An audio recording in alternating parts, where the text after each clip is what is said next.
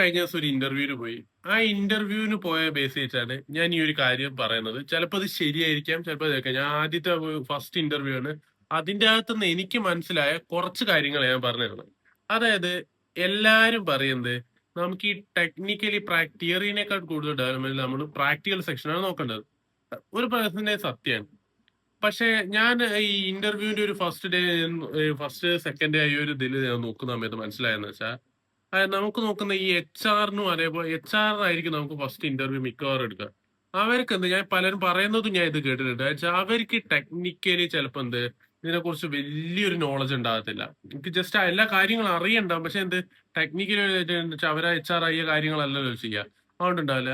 എന്റെ ഇന്റർവ്യൂ എടുത്ത സമയത്ത് ഞാൻ ശ്രദ്ധിച്ച ഒരു കാര്യമാണ്. പുള്ളി എന്ത് ചെയ്തു വെച്ചാൽ എന്റെ CV എന്ത് ചെയ്തു ഇതിനകത്തേക്ക് ഇട്ടു, അതായത് GPT അകത്തേക്ക് ഇട്ടു കൊടുത്തു. കേട്ടോ, മെയിൻ ആയിട്ട് എന്റെ കാര്യങ്ങളൊക്കെ ചോദിച്ചത് എന്റെ പ്രൊജക്ട് ബേസ് ചെയ്തിട്ടാണ്. അപ്പൊ അതിന്റെ അകത്ത് ചോദിച്ച ഒരു കാര്യം, ഞാൻ മെയിൻ ആയിട്ട് സ്റ്റേറ്റ് മാനേജ്മെന്റ് എങ്ങനെയാ ചെയ്തത്, സ്റ്റേറ്റ് മാനേജ്മെന്റ് എന്താണ് ചെയ്തത്, എന്താണ് യൂസ് ചെയ്തത്, അപ്പൊ ഓരോരോ ടൂൾസ് ഇങ്ങനെ പറയാൻ തുടങ്ങി.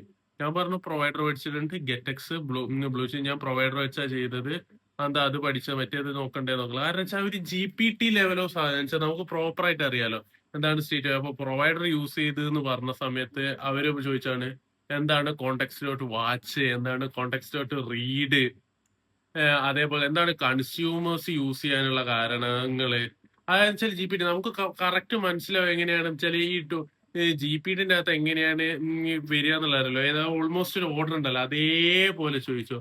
അതേപോലെ തന്നെ എന്താണ് APK എന്താണ് എന്നൊക്കെയുള്ളത്. അതേപോലത്തെ ഫസ്റ്റ് അവര് ചോദിച്ചു, എനിക്ക് ഭയങ്കര ഇതായിരുന്നു. ഫസ്റ്റ് വന്നേമ്പടി എന്നോട് ചോദിച്ചാണ് ഓക്കെ പ്രൊജക്ടിനെ കുറിച്ച് ചോദിച്ച സമയത്താണ് അത് എത്ര GB എത്ര MB ഫയൽ ഉണ്ട്. ഓൾമോസ്റ്റ് എന്റെ 21 MB ആകെ ഉള്ളു പറഞ്ഞേക്കാം. ആകെ 21 MB എന്റെ പ്രൊജക്ട് ഉള്ളു. അതെന്താ അത്ര ആക്കി, അത് ഇനി കുറച്ചുകൂടെ എന്നൊക്കെ ചോദിച്ചു.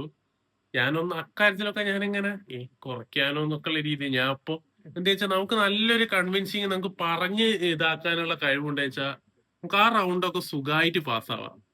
എന്നുവെച്ചാൽ നമ്മുടെ ഒരു സ്കില്ല് വെച്ച് നമ്മൾ കമ്മ്യൂണിക്കേഷൻ വെച്ചിട്ടായിരിക്കണം നമ്മൾ ഇതാക്കുക. വെച്ചാൽ പ്രൊജക്ടുകൾക്ക് അവർക്ക് എന്തെങ്കിലും പ്രാക്ടിക്കലി ചോദിക്കുന്നില്ല, ടെക്നിക്കൽ റൗണ്ട് ചോദിക്കുന്നില്ല, ജസ്റ്റ് തിയറി മാത്രം വെച്ചാൽ നിങ്ങൾ എന്താ വെച്ചാൽ പ്രോപ്പർലി തിയറി പഠിച്ചേക്കുക. നിങ്ങളൊരു CV അകത്ത് നിങ്ങളതിൽ എന്തൊക്കെ സാധനങ്ങൾ നിങ്ങൾ ആഡ് ചെയ്തതെന്ന് വെച്ചാൽ അതിനകത്ത് ചോദിക്കാൻ പറ്റുന്ന അത്രയും തിയറികൾ അവരെന്തായാലും നിങ്ങളോട് ചോദിക്കും.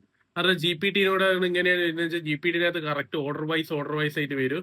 ആ സാധനം നിങ്ങൾ പ്രോപ്പർലി തിയറി പഠിക്കുക വെച്ചാൽ ഇന്റർവ്യൂ നമ്മളെ കയ്യിലായിരിക്കും. പക്ഷെ എനിക്കത് അബദ്ധം പറ്റിപ്പോയി. പിന്നെ എന്നെ വരെ എടുക്കാൻ എനിക്ക് തോന്നിയിട്ടുള്ള കാര്യം എന്താന്ന് വെച്ചാൽ ഞാൻ ആ സമയത്ത് ഇപ്പൊ API പഠിക്കുന്ന ഒരു ടൈമാണ്. ഞാൻ ജസ്റ്റ് പ്രൊജക്ടിന്റെ അകത്ത് ചുമ്മാ API ആഡ് ചെയ്ത് കോൾ ചെയ്ത് റിക്വസ്റ്റ് സൂപ്പർവൈസ് ഒക്കെ ജസ്റ്റ് കണക്ട് ചെയ്തില്ല. എനിക്ക് പ്രോപ്പർലി അതിന്റെ വേ ഒന്നും അറിയത്തില്ല. അവിടെ വെച്ചാൽ വേറെ ഫ്ലട്ടർ ഡെവലപ്പേഴ്സും ഇല്ല, സീനിയേഴ്സ് ആയിട്ടൊന്നുമില്ല. അവർ പ്രത്യേകം പറഞ്ഞു ഞങ്ങളൊരു 3 months ഇതായിട്ടുള്ള ആൾക്കാർ നമുക്ക് ട്രെയിൻ ചെയ്യാനൊന്നുമല്ല, നമുക്കൊരു പ്രൊജക്ട് ഉണ്ട്, അപ്പൊ അതിന്റെ ഭാഗമായിട്ടാണ് ഇപ്പൊ പെട്ടെന്ന് ഹയർ ചെയ്യുന്നത് എന്നൊക്കെയുള്ള കാര്യം പറഞ്ഞത്. അതുകൊണ്ടായിരിക്കണ്ട എന്നെ അവര് വിളിച്ചിട്ടില്ല.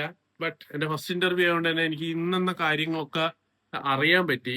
അതുകൊണ്ടാണ് ഞാൻ നിങ്ങളായിട്ട് ഷെയർ ചെയ്തത്. ഇത് ചിലപ്പോൾ ശരിയായിരിക്കും, ചിലപ്പോൾ തെറ്റായിരിക്കാം. നിങ്ങൾക്ക് ഇത് ഇൻഫോർമേറ്റീവ് ആയിട്ട് തോന്നിയിട്ടുണ്ടെന്ന് വെച്ചാൽ ഈ അക്കൗണ്ട് ജസ്റ്റ് ഫോളോ ചെയ്തേക്കുക.